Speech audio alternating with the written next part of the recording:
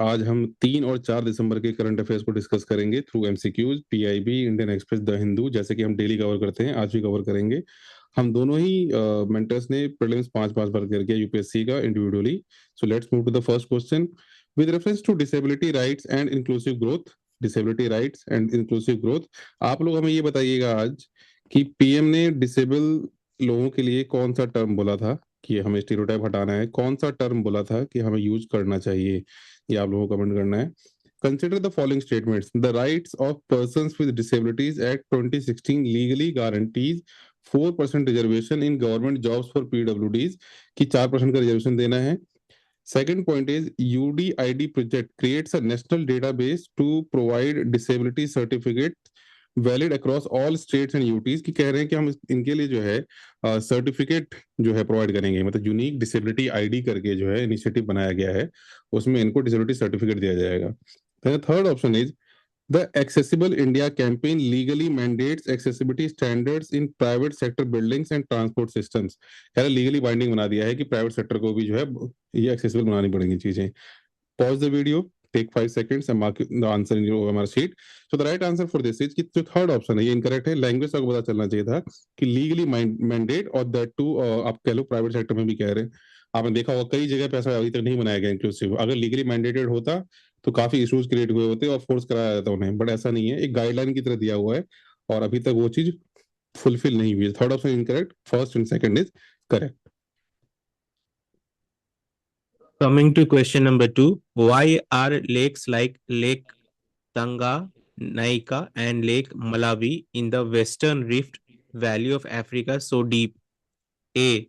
Because they were carved by glaciers during the ice age. B. Because strong stretching of the Earth's crust caused huge blocks to sink deeply.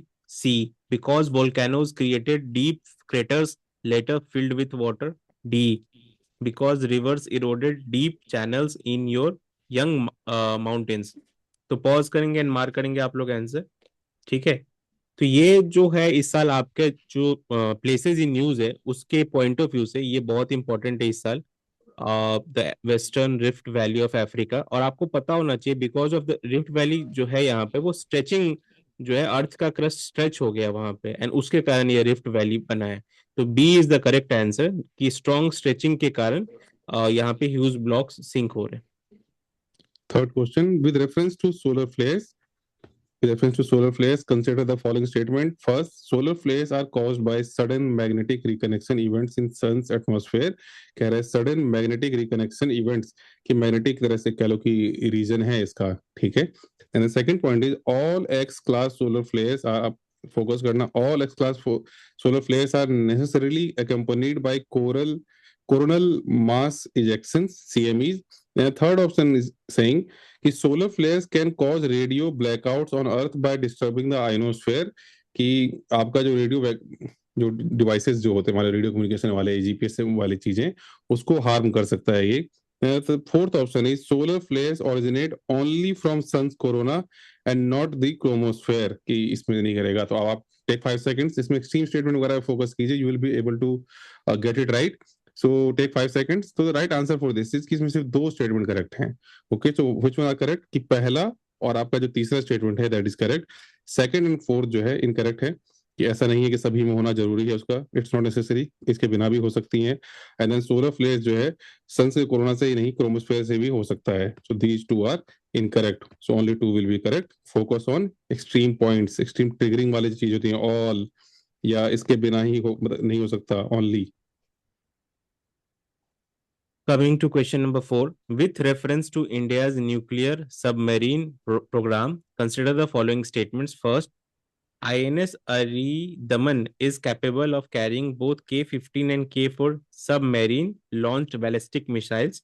Second, India's SSBN fleet operates under the Strategic Forces Command as part of the operationalization of India's nuclear triad. Third, the nuclear reactor used in INS Aridaman is imported from a strategic partner under Indo-Russian cooperation.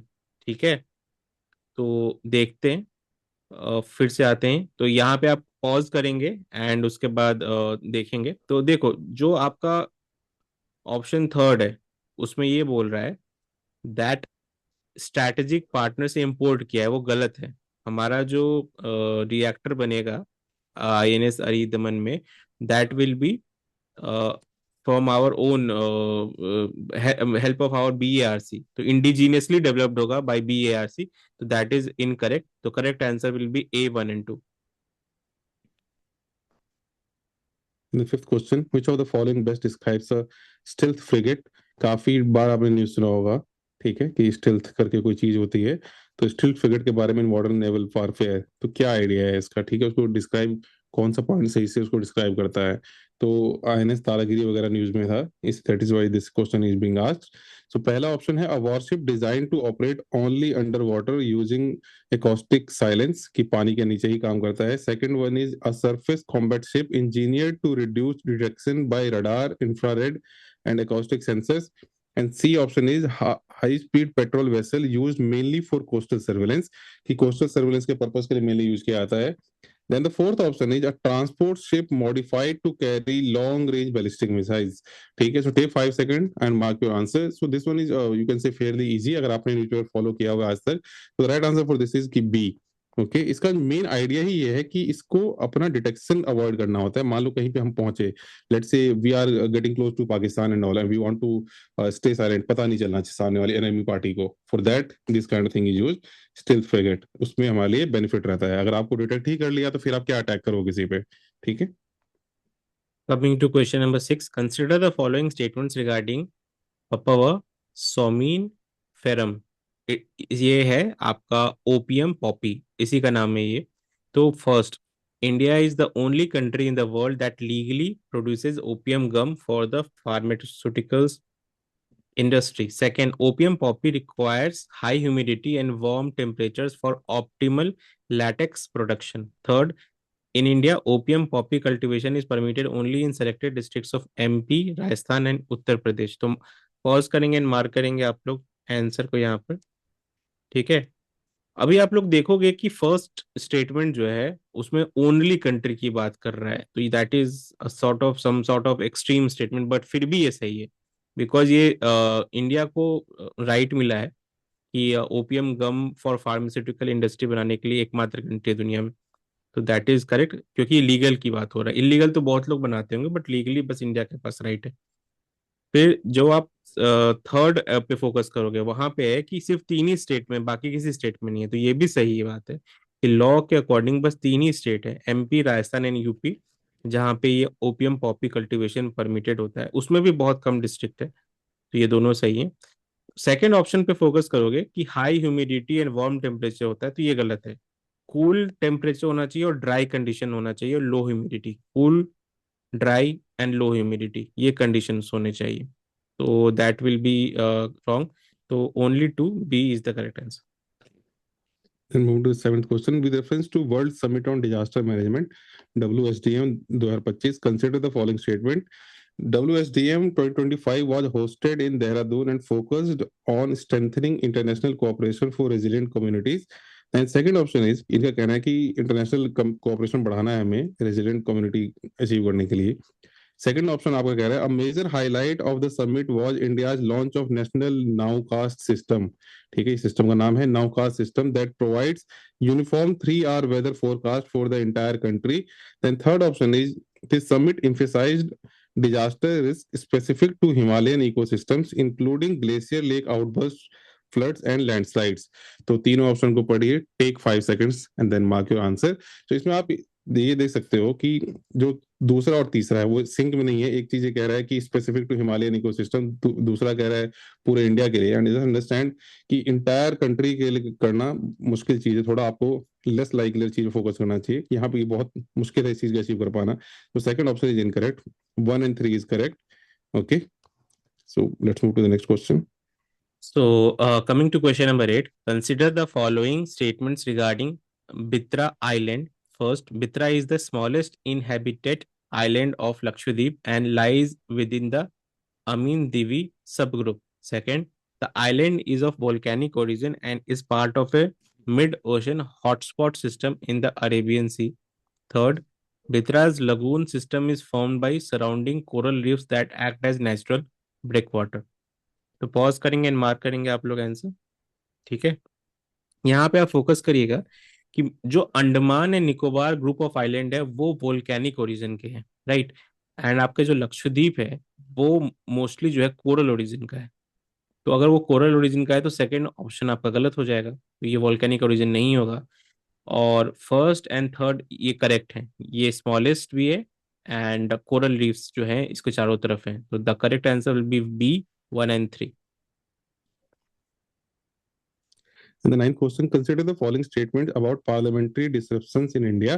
को पता होगा शोरगुल हल्ला गुल्ला parliament से boycott करना निकलना चलता रहता है पार्लियामेंट में। The number of bills referred to parliamentary standing committees has increased over the last 3 लोकसभाs। ठीक है कि लास्ट 3 लोकसभा 5-5 साल की लोकसभा होता है, उसमें कह रहा है कि ये पार्लियामेंट्री कमेटी में जो हम भेज रहे हैं उसका नंबर बढ़ा है। सेकंड ऑप्शन कह रहा है दी 17th जो 17वां लोकसभा है 17th लोकसभा 2019 से 24 recorded one of the shortest full term tenures in terms of total sitting days since 1952। कहने मतलब ये है कि जो नंबर ऑफ डेज के लिए पार्लियामेंट बैठा उसके टर्म में कह रहा है कि वन ऑफ द जो शॉर्टेस्ट फुल टर्म लोकसभा था ये। And third option is saying question hour is frequently lost due to repeated adjournments reducing opportunities for executive accountability, कि इसमें आप क्वेश्चन नहीं पूछ सकते, बार बार वो एडजर्न हो जा रहा है। तो तीन ऑप्शन पढ़िए and then mark your answer. ये कॉमन सेंस है और न्यूज़पेपर से, if someone is reading newspaper regularly ये क्वेश्चन कभी गलत नहीं हो सकता। So the first option for this is incorrect. ये नंबर घटा है, ठीक है। अगर आपको पता होगा जो पार्लियामेंट में एग्जीक्यूटिव है वो बाईपास कर दे रहा है स्टैंडिंग कमेटीज को, बिल्स को भेज ही नहीं रहा है, कई बार वॉइस वोट से कई बार बिना डिस्कशन के ही पास करवा ले रहा है। तो फर्स्ट ऑप्शन जो है आपका that is incorrect and second and third जो है वो करेक्ट है। सो only 2 will be the right answer. Hopefully you have got it right. Coming to question number 10, with reference to India's updated climate commitments under the Paris Agreement, consider the following statements. First, India has already achieved its target of having 50% of its installed electricity capacity from non-fossil fuel sources. Second, India's NDC includes a commitment to peak its absolute emission by 2030. Third, India's NDC includes a target to create an additional carbon sink of 2.5 to 3 billion tons of CO2 equivalent through forest and tree cover। तो pause करेंगे and mark करेंगे आप लोग answer. ठीक है, तो यहाँ पे जो सेकंड ऑप्शन है उसमें बोल रखा है कि peak of its absolute emission by 2030 और हम अभी है 2025 में। आपको पता है इंडिया डेवलपिंग कंट्री है and that will not be possible कि पीक कर ले हम अभी, और कभी ऐसे आपने स्पेसिफिकली पढ़ा भी नहीं होगा कि हमने कुछ पीक को लेके इस तरह से कमिटमेंट किया है। So it is incorrect. Experts जो है वो एस्टिमेट लगा रहे हैं अराउंड 2035। तो अभी इसका कोई श्योरिटी नहीं है, तो सेकंड इज इनकरेक्ट। तो 1 and 3 are correct, B is the correct answer. So हमने कोई कमिटमेंट नहीं दिया इसको लेके कि हमारा एनडीसी क्या होगा, मतलब कब तक हम पीक करेंगे एंड ऑल। ठीक है। सो 11th question, consider the following statement regarding India public health system, कि इंडिया के पब्लिक हेल्थ सिस्टम को लेके क्वेश्चन है ये। पहला ऑप्शन है आपका India currently meets WHO benchmark of 3.5 hospital beds पर 1000 पॉपुलेशन। कह रहा है 3.5 हॉस्पिटल बेड पर 1000 पॉपुलेशन। क्वालिटी की बात नहीं कर रहा है, क्वांटिटी की बात कर रहा है कि 3.5 बेड जो है क्राइटेरिया है वो फुलफिल कर रहा है। Second option is India's doctor population ratio is better than WHO norm when considered both allopathic and Ayush practitioner, कि जो आयुर्वेदिक वाले BAMS वाले ये सब सबको काउंट कर लेंगे अगर, तो हमारा जो है WHO वाले क्राइटेरिया से बेटर है। Third option is the number of medical colleges in India has more than doubled in last decade, कि अराउंड लास्ट के 9-10 सालों में कह रहा है कि मेडिकल कॉलेज हमारे यहाँ डबल हो गए हैं। So take 5 seconds, pause the video, mark answer. So hopefully आप ये न्यूज़ काफी कवर किया गया था, आपको पता होगा। सो the right answer for this is कि सेकंड और थर्ड जो आपका वो सही है। ठीक है, जो फर्स्ट ऑप्शन है दैट इज रॉन्ग। हमारे पास हॉस्पिटल बेड जो है वो अभी कम है, मतलब आप मान के चलो 1 जो बेड है पर 1000 पीपल उससे भी कम है, तो 3.5 तो बहुत ऊपर है। एंड देन अगर हम इसको काउंट कर लेते हैं WHO क्राइटेरिया में, आयुष वालों को भी काउंट कर लेंगे, तब हमारा 1:800 है which is better than 1:1000। Okay, और हॉस्पिटल का नंबर जो है डबल हुआ है जो मेडिकल कॉलेजेस है। Coming to question number 12, consider the following statements regarding the National Commission for Backward Classes NCBC। First, NCBC became a constitutional body after the 102nd constitutional amendment Act 2018. Second, NCBC's recommendations on inclusion exclusion in the central OBC list are binding on the union government. Third, Parliament has the final authority to add or remove communities from the central OBC list under Article 342A. तो pause करेंगे and mark करेंगे answer आप लोग। तो यहाँ पे आपको पता होना चाहिए कि जो भी आपकी मैक्सिमम कॉन्स्टिट्यूशनल बॉडी होती है वो एडवाइजरी जुरिस्डिक्शन होता है। हम क्या बोलते हैं, एडवाइजरी जुरिस्डिक्शन है। तो बाइंडिंग कैसे चीजें बोल सकती हैं, वो बाइंडिंग रिकमेंडेशन कैसे दे सकती हैं, ठीक है। तो सेकंड विल बी इनकरेक्ट, तो 1 and 3 are correct. Correct statement will be B, 1 and 3। 13th question, with reference to the Hornbill Festival of Nagaland, consider the following statement. It was initially launched to promote inter-tribal harmony and tourism in Nagaland. ठीक है कि जो tribals के बीच में harmony और tourism बढ़ाने के लिए। Second option is the festival is named after a bird that is considered sacred in Naga folklore, मतलब उनकी कहानियों में जो है उनको बहुत सैक्रेड माना जाता है। Third option is the festival is held at heritage village created to replicate traditional मोरंगास of Naga tribes। उनकी जो जगह है उसको रेप्लिकेट कर रहा है, वो हेरिटेज विलेज जो है क्रिएट किया गया है, वहां पे सेलिब्रेट करते हैं इसे। And the fourth option is it is organised jointly by the government of Nagaland and ministry of culture government of India. कह रहे हैं ये मिलके करते हैं इसे, ठीक है। So take 5 second and mark your right answer. So जो राइट आंसर इसमें आपका है तो फोर्थ ऑप्शन इज करेक्ट। ये मेन है क्या कि स्टेट का फेस्टिवल है, ठीक है, स्टेट फेस्टिवल है। आप न्यूज में पढ़ते रहोगे तो आपको लग सकता है कि सेंटर का कंट्रीब्यूशन रहेगा, मेनली स्टेट का फेस्टिवल है। इसमें जॉइंटली ऑर्गेनाइज नहीं होता है। 1, 2 एंड 3 करेक्ट, सो ओनली 3। काफी इंपॉर्टेंट है ये कि यूपीएससी जो है प्रीलिम्स में art and culture related topic से फेस्टिवल वगैरह पे क्वेश्चन पूछता रहा है। Next question. Coming to question number 14, with reference to PM Vani scheme, consider the following statements. First, it allows small business to set up public Wi-Fi hotspots without any license or registration requirement. Second, PDOs under PM Vani can now use regular fiber to the home broadband connections. Third, TRAI mandates that all broadband plans offered to PDOs must be cheaper than the corresponding retail consumer plans. ठीक है। Fourth, roaming between Wi-Fi hotspots operated by different PDO aggregators is enabled under the scheme. ठीक है। तो PDO का मतलब है public data office, public data office. अब pause करेंगे एंड मार्क करेंगे आप लोग आंसर, ठीक है। यहाँ पे जो थर्ड ऑप्शन है आपका, TRAI mandates that all broadband plan offer to PDO यानी कि public data office must be cheaper than the corresponding retail consumer plan. तो आपको लगता है ऐसा चीज क्यों होगी, ट्राई ऐसे मैंडेट क्यों करेगा, राइट? जो कि बहुत ज्यादा कंज्यूमर के अगेंस्ट चीज है, और रिटेल कंज्यूमर जो है उसके अगेंस्ट चीज है, ऐसा क्यों करेगा? तो थर्ड इज इनकरेक्ट। तो इस 1, 2 and 4 are correct. So correct answer will be only 3, B option.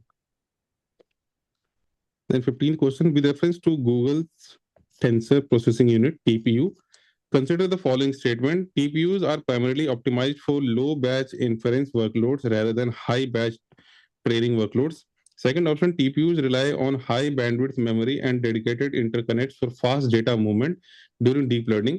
अब आप पढ़ रहे होगे ना, डीप लर्निंग वगैरह जो है एआई वाली चीजें बढ़ रही हैं, तो उसके लिए यूज किया जाता है इसका। Then third option is compare to GPUs, TPUs achieve higher performance because they avoid general purpose architecture overhead, कि उससे बेटर है, उससे ज्यादा फास्टर है। And the fourth option is TPUs were first deployed for commercial cloud users before internal Google uses. अब इसमें आप take 5-10 seconds and mark your right answer. आप इजीली इसमें गेस कर सकते हो लॉजिकली अगर आप सोचोगे तो। So the right answer for this is कि सेकंड और थर्ड ऑप्शन जो है आपका इसमें दैट इज करेक्ट। फर्स्ट और फोर्थ इनकरेक्ट है। व्हाई फर्स्ट और फोर्थ इनकरेक्ट है? आप यहाँ देखो, कह रहा है कि optimise for low batch interference workload. आप ही समझो हमारा लोड बढ़ता जा रहा है, कोई नई टेक्नोलॉजी आ रही है तो हायर वर्कलोड वगैरह के लिए होगी, तो it is more likely to be correct कि हाई वाले के लिए होगा ये, ना कि लो वाले के लिए। तो ये स्टेटमेंट इनकरेक्ट हो गया। And the fourth option is, ये इजीली आपको गेस कर लेना चाहिए था इसमें से। इनफैक्ट फोर्थ अगर आप कर लेते तो उसी हिसाब का हो जाता, all 3 would have been incorrect. Fourth option में फर्स्ट नहीं पता चलेगा आपको, फोर्थ में क्या है, कह रहा है कि पहले कमर्शियल के लिए कर दिया इसको deploy before internal Google usage. अब ऑर्गेनाइजेशन ने पहले उसको चेक ही नहीं किया खुद अपने अंदर अपने ऑर्गेनाइजेशन में यूज करके और सीधा मार्केट में लॉन्च कर दिया, ऐसा नहीं होता है। पहले वो खुद चेक करेंगे, अपने यहाँ यूटिलाइज करेंगे, देखेंगे कैसे फंक्शन कर रहा है, बेटर है नहीं, तब कमर्शियल उसका लॉन्च होता है। तो अंडरस्टैंड दिस थिंग कि इस तरह के क्वेश्चन साइंस वगैरह में यूजुअली ऑप्शन से क्वेश्चन बन जाते हैं, तो थोड़ा ऑप्शन को सही से पढ़ के लॉजिकली हमें आंसर निकालना है। Coming to question number 16, consider the following statements regarding Thailand and BRICS. पहला, Thailand shares its longest land boundary with Myanmar. Second, Thi Chao Phraya River basin forms the core agricultural region of Thailand. Third, Thailand was among the 6 countries added in the most recent BRICS expansion. Fourth, India will host the BRICS summit immediately after South Africa's 2025 presidency. तो pause करेंगे mark करेंगे आप लोग। यहाँ पे आप लोग focus करिएगा, ठीक है। जो आपका थर्ड ऑप्शन है कि थाईलैंड को इंक्लूड किया, दैट इज इनकरेक्ट। ठीक है, थाईलैंड को इंक्लूड नहीं किया है। किन कंट्रीज को इंक्लूड किया गया है? Saudi Arabia 1, UAE 2, Egypt 3, Ethiopia 4, Iran 5, Indonesia 6। ठीक है, अर्जेंटीना ने जो है वो कैंसिल कर लिया था। अर्जेंटीना का भी नाम था बट दे कैंसिल कि हमें नहीं शामिल होना ब्रिक्स में। ठीक है, फिर जो बात हो रही है फोर्थ ऑप्शन में कि India will host the BRICS summit immediately after South Africa 2025 presidency. तो 2025 प्रेसिडेंसी जो है वो ब्राजील के पास थी और 2026 इंडिया करेगा। ठीक है, तो यहाँ पे गलत क्या चीज है कि साउथ अफ्रीका ने 2025 नहीं प्रेसिडेंसी किया था बट वो ब्राजील ने किया था। And 2026 will be in India. And recently south Africa में भी G20 हुआ है, तो बहुत सारे स्टूडेंट उससे कंफ्यूज हो जाएंगे कि नहीं अभी तो कुछ साउथ अफ्रीका में हुआ था बट दैट वाज G20। तो ये गलतियां नहीं करनी है। तो A 1 and 2 will be the correct answer. ठीक है, so this was the last question for the